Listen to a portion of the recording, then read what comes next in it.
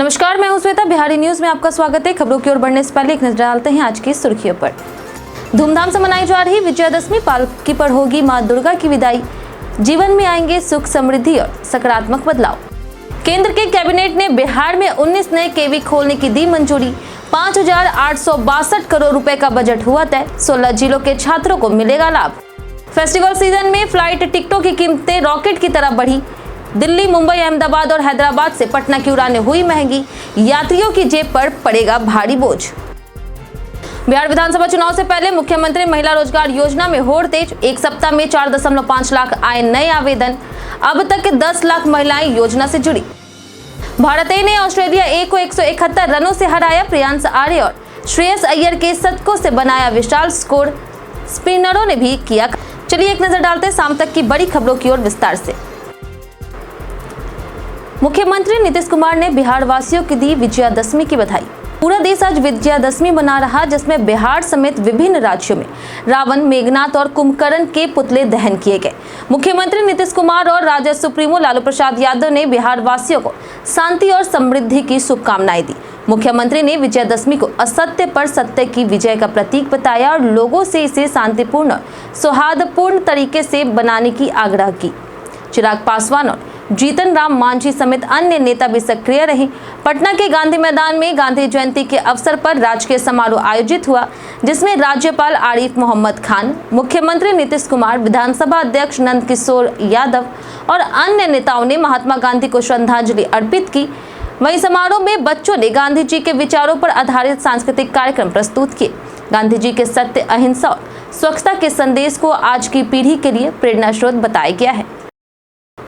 पालकी पर होगी मां दुर्गा की विदाई। शारदीय नवरात्र के पूरे 9 दिन मां दुर्गा के विभिन्न स्वरूपों की पूजा और उपासना के बाद आज विजयादशमी का पर्व मनाया जा रहा है। नवरात्र समाप्त होने के साथ ही आज से पूजा पंडालों में स्थापित मां दुर्गा की प्रतिमाओं का विसर्जन किया जाएगा। पालकी में माता की विदाई से भक्तों के जीवन में शुभता, सुख और समृद्धि की वृद्धि होती है। वहीं नवरात्र के दौरान अधिकांश उपासक फलाहार या सात्विक आहार ग्रहण करके पूजा में लीन रहते हैं और पारिवारिक और व्यवसायिक कार्यों का भी समर्पण पूर्वक निष्पादन करते हैं। आज का दिन विशेष इसलिए है क्योंकि यह स्वयं सिद्ध मुहूर्त वाला है और इसे शुभ कार्यों के लिए उत्तम माना जाता है। भूमि पूजन, गृह प्रवेश, सगाई, नूतन व्यापार आरंभ, सत्यनारायण पूजा और वाहन खरीदारी जैसे सभी प्रकार की शुभ क्रियाएं आज विधि पूर्वक की जा सकती है। बिहार में खुलेंगे 19 नए केंद्रीय विद्यालय। मोदी कैबिनेट का बड़ा फैसला। बिहार विधानसभा चुनाव 2025 से पहले केंद्र की मोदी सरकार ने बिहार को बड़ी सौगात दी है। कैबिनेट ने राज्य में 19 नए केंद्रीय विद्यालय खोलने की मंजूरी दी। यह निर्णय प्रधानमंत्री नरेंद्र मोदी की अध्यक्षता में हुई बैठक में लिया गया, जिसमें देश भर में 57 नए केवी खोलने का फैसला हुआ। इसके लिए 5,862 करोड़ रुपए का बजट निर्धारित है। बिहार के 16 जिलों में यह स्कूल खुलेंगे, जिनमें पटना, गया, मुजफ्फरपुर, दरभंगा, मधुबनी, कटिहार, सीतामढ़ी, कैमूर, भोजपुर, पूर्णिया, भागलपुर और शेखपुरा शामिल है।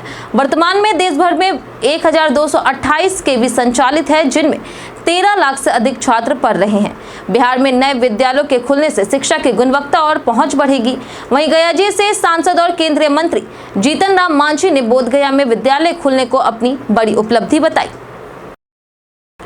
मुख्यमंत्री महिला रोजगार योजना से 10 लाख नए आवेदन हुए दर्ज। बिहार विधानसभा चुनाव से पहले शुरू हुई मुख्यमंत्री महिला रोजगार योजना के तहत जीविका सदस्य बनने की होड़ तेज हो गई है।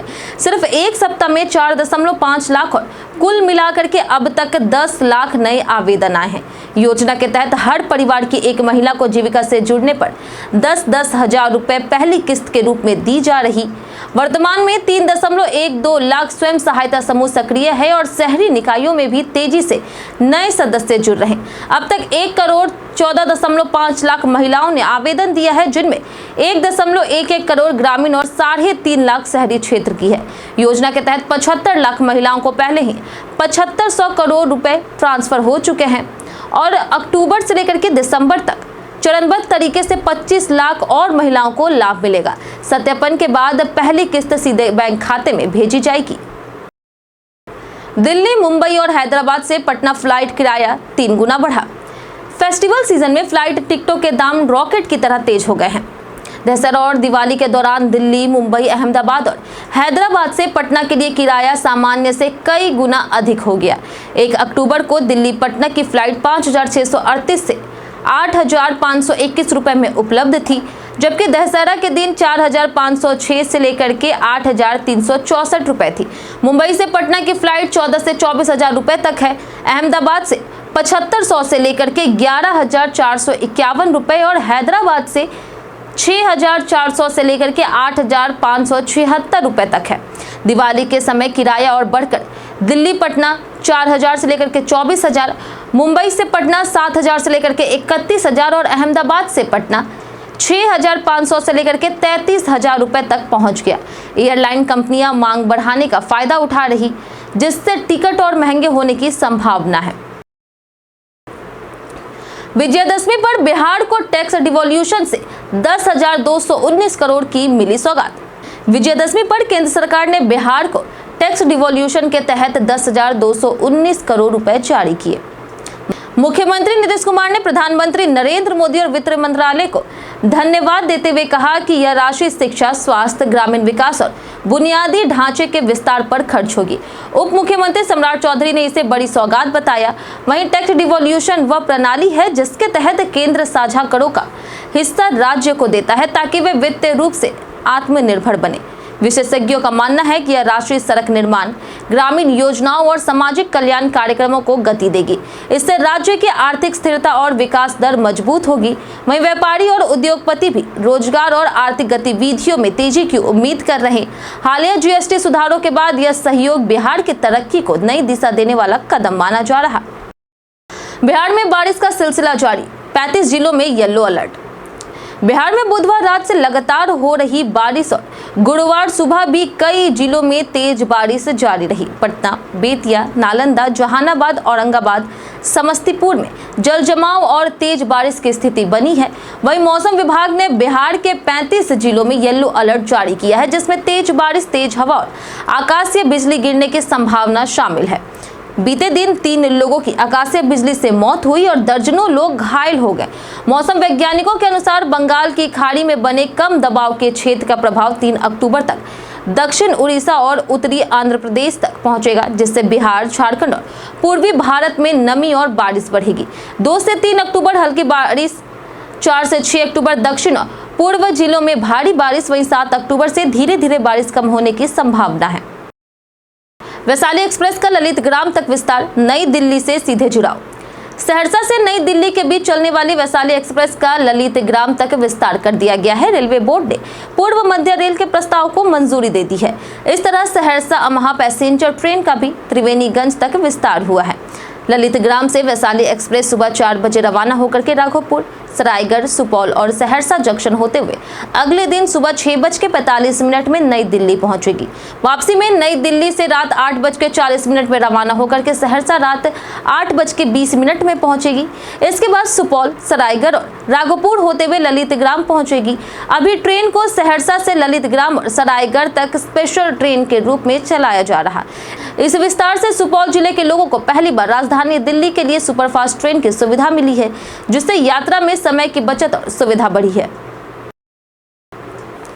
बिहार के आदर्श कुमार बने ग्लोबल स्टूडेंट्स प्राइज 2025 विजेता। बिहार के चंपारण के 18 वर्षीय छात्र अन्वेषक आदर्श कुमार को लंदन में ग्लोबल स्टूडेंट प्राइज 2025 में 1 लाख अमेरिकी डॉलर का पुरस्कार मिला। 148 देशों के लगभग 11,000 आवेदनों में से आदर्श को यह पुरस्कार शिक्षा और समाज पर असाधारण प्रभाव के लिए चुना गया है। गरीबी में पले बड़े आदर्श की पढ़ाई की जिम्मेदारी उनकी मां ने दूसरों के घरों में झाड़ू पोछा करके निभाई थी। जयपुर के JPIS में 30 लाख रुपए की छात्रवृत्ति पाने वाले आदर्श ने अपने स्टार्टअप मिशन बदलाव से 1300 परिवारों को कल्याणकारी योजनाओं से जोड़ने में मदद की। 14 साल की उम्र में कोटा जाकर के IIT JEE तैयारी की। उनका प्लेटफॉर्म स्किलजो अब 20,000 से अधिक वंचित छात्रों को उद्यमिता, कौशल और मार्गदर्शन प्रदान करता है। आदर्श ने युवाओं को बड़े सपने देखने और बदलाव की प्रेरणा लेने का संदेश दिया। मुख्यमंत्री ने वरिष्ठ नेताओं को बूथ स्तर तक पार्टी मजबूत करने का दिया टास्क। बिहार के मुख्यमंत्री और जनता दल यूनाइटेड के राष्ट्रीय अध्यक्ष नीतीश कुमार बुधवार को अचानक पटना स्थित पार्टी कार्यालय पहुंचे। पार्टी में आगामी विधानसभा चुनाव को लेकर के बैठक चल रही थी। वहीं सीएम ने वरिष्ठ नेताओं से मुलाकात की और उन्हें बूथ स्तर तक पार्टी को मजबूत करने का टास्क सौंपा। उन्होंने पार्टी संगठन को सशक्त बनाने और चुनाव की तैयारियों को गंभीरता से आगे बढ़ाने पर जोर दिया। वहीं सीएम नीतीश ने उपस्थित नेताओं और कार्यकर्ताओं की गतिविधियों की प्रशंसा की और उनका कुशलक्षेम भी जाना। इस दौरान जल संसाधन मंत्री विजय चौधरी और प्रदेश अध्यक्ष उमेश कुशवाहा मौजूद थे। वहीं जेडीयू दफ्तर में मुस्लिम नेताओं की अहम बैठक भी हुई, जिसमें अल्पसंख्यक प्रकोष्ठ के नेता मौजूद रहे। बैठक में मुस्लिम नेताओं को चुनावी दिशा निर्देश दिए गए। उपेंद्र कुशवाहा ने मुस्लिम समाज की एकजुटता और नीतीश पर भरोसा जताया। बीआरए बिहार विश्वविद्यालय में 12 अक्टूबर को होगी बीएड प्रवेश परीक्षा। बीआरए बिहार विश्वविद्यालय के इंटीग्रेटेड बीएड कोर्स में नामांकन के लिए 12 अक्टूबर को प्रवेश परीक्षा आयोजित होगी। ऑनलाइन आवेदन की तिथि मंगलवार तक बढ़ाई गई थी और अब तक 4,500 से अधिक विद्यार्थियों ने आवेदन किया। विश्वविद्यालय के 4 कॉलेजों में केवल 400 सीटें उपलब्ध है, यानी एक सीट के लिए लगभग 110 उम्मीदवार दावेदार हैं। विश्वविद्यालय को राजभवन ने संयुक्त प्रवेश परीक्षा के लिए नोडल विश्वविद्यालय बनाया है। परीक्षा के लिए 7 से 8 केंद्र बनाए जाएंगे, जिनमें विश्वविद्यालय परीक्षा भवन, LS college, RDS college, RBBM और एमडीडीएम शामिल हो सकते। 4 वर्षीय बीएड कोर्स में बीए बीएड और बीएससी बीएड दोनों विकल्प हैं, जिनमें स्नातक और बीएड डिग्री 4 साल में प्राप्त होती है। इसके अलावा पैट और एलएलबी प्रवेश परीक्षा अक्टूबर के दूसरे सप्ताह में आयोजित होगी।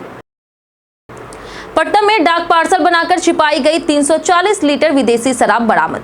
पटना जिले के आईआईटी अम्हाड़ा थाना पुलिस ने पकड़ी गांव के पास सड़क किनारे लवारिस हालत में खड़ी पिकअप वैन से लाखों रुपए की विदेशी शराब बरामद की। वाहन पर डाक पार्सल लिखा था, जिससे शराब तस्करी छिपाने की कोशिश की जा रही थी।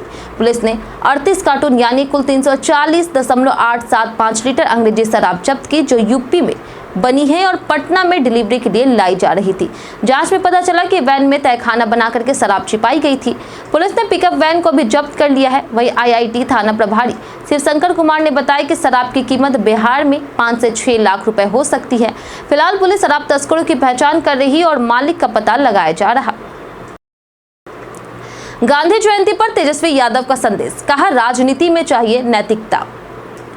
राजद नेता और बिहार के पूर्व उप मुख्यमंत्री तेजस्वी यादव ने 2 अक्टूबर को महात्मा गांधी जयंती पर एक्स पर संदेश साझा करते हुए उन्हें सत्य और अहिंसा का उपासक बताया। उन्होंने लिखा कि गांधी जी ने स्वतंत्रता संग्राम को जन आंदोलन का रूप देकर के ब्रिटिश साम्राज्य को चुनौती दी और अपने जीवन से संयम, सादगी और आत्मनियंत्रण का संदेश दिया। तेजस्वी ने कहा कि राजनीति में भी गांधी जी की विचारधारा और नैतिकता का पालन होनी चाहिए।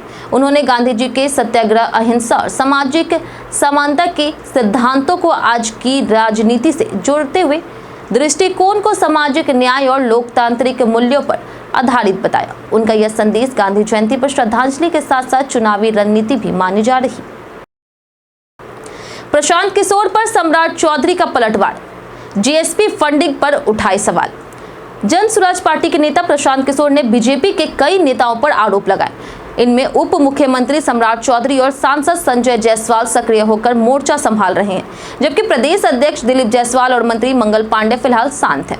सम्राट चौधरी ने प्रशांत पर पलटवार करते हुए पूछा कि जिसकी कंपनी की औकात केवल 1 लाख थी, उसने जीएसपी को 2 करोड़ रुपए का चंदा कैसे दिया। उन्होंने यह भी कहा कि चुनाव में राजनीतिक लाभ लेने का मौका नहीं दिया जाएगा और समय पर कार्रवाई होगी। सम्राट चौधरी ने डिजिटल चैनल पर आरोप लगाया कि प्रशांत कांग्रेस की दलाली कर रहे हैं और कर्नाटक तथा तेलंगाना से पैसे लेकर के बिहार में खर्च कर रहे। प्रशांत ने इससे पहले सम्राट पर नाबालिग बता करके जेल से छूटने का आरोप लगाया था। उनका दावा था कि सम्राट की उम्र चुनावी हल्फनामे में 26 वर्ष दर्ज थी। भारत ए ने ऑस्ट्रेलिया ए को 171 रनों से हराया। ग्रीन पार्क स्टेडियम में भारत ए ने ऑस्ट्रेलिया ए को 171 रनों से हरा करके पहला वनडे जीत लिया। भारत ए ने पहले बल्लेबाजी करते हुए प्रियांश आर्य जिन्होंने 101 रन बनाए और कप्तान श्रेयस अय्यर जिन्होंने 110 के शतकों तथा रियान पराग 67 और प्रभसिमरन सिंह 56 के अर्धशतकों की बदौलत 50 ओवर में 413/6 का विशाल स्कोर बनाया। यह ग्रीन पार्क के इतिहास में वनडे में अब तक का सबसे बड़ा स्कोर है। जवाब में ऑस्ट्रेलिया ए सदी शुरुआत के बावजूद 242 रनों पर ढेर हो गई। निशांत ने 4, रवि बिश्नोई ने 2 और आयुष बडौनी ने 1 विकेट लेकर के टीम को बड़ी जीत दिलाई। पहले विकेट के लिए भारत 135 रनों की साझेदारी और फिर स्पिन गेंदबाजों की कमाल की कार्रवाई ने ऑस्ट्रेलिया टीम को नियंत्रण में रखा। इस जीत के साथ भारत ए का ग्रीन पार्क में जीत का सिलसिला भी जारी रहा। बीते दिन हमारे द्वारा पूछे गए सवाल का जवाब आप लोगों में से बहुत लोगों ने हमारे कमेंट बॉक्स सेक्शन में लिख कर दिया है। जिन्होंने हमारे द्वारा पूछे गए सवाल का जवाब दिया उनके नाम है अमरनाथ शाह, विकास कुमार, मिंटू कुमार, कुणाल कुमार, नौशाद रजा, संतोष कुमार, आर्यन राज, रंजीत मिश्रा, विनोद शाह, अनवर करीम खान, संजय कुमार, मनोज दास, दीपक कुमार, नरेश कुमार, लक्ष्मी मेहता, मंतोष कुमार, सुनील कुमार, अनाया महासेठ, कुश कुमार, शिव शंकर शुक्ला, विकास कुमार, अरुण कुमार, शशिकांत सिंह, सुरेश कुमार और आलोक प्रियदर्शी। इसी के साथ बढ़ते हैं आज के सवाल की ओर। आज का सवाल है कि आपके इलाके में दशहरा उत्सव को लेकर के कोई खास परंपरा है? आप अपना जवाब हमें हमारे कमेंट सेक्शन में लिखकर जरूर बताएं। आज के लिए इतना ही। बिहार की तमाम खबरों के साथ बने रहने के लिए देखते रहे बिहारी न्यूज। और साथ ही अगर आप यूट्यूब चैनल पर देख रहे हैं तो चैनल को सब्सक्राइब करें और अगर आप फेसबुक पेज पर देख रहे हैं तो लाइक और फॉलो जरूर करें।